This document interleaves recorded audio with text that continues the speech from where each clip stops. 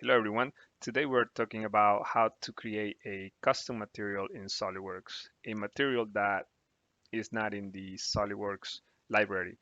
So in order to do that, we need to go to the feature manager and under material, let's right click and select edit material.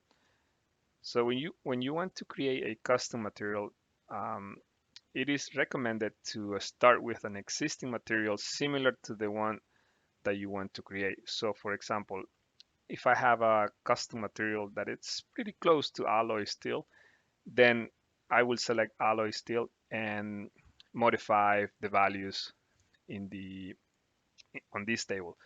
But if you notice, the table is grayed out and I can't change any values here. So for that, we're just gonna right click on the material and click on copy.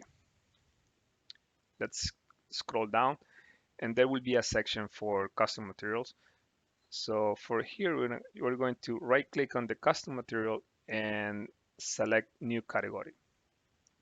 We can rename this as you prefer. We can say this, for example, steel custom materials and hit enter. Once you rename it, let's right click one more time and click paste. Now the material that we copy, it's under this custom materials section and we can rename this alloy steel custom and hit enter. So if you notice now all these boxes are ready to be modified, and so if I want to modify the tensile strength, I can type any value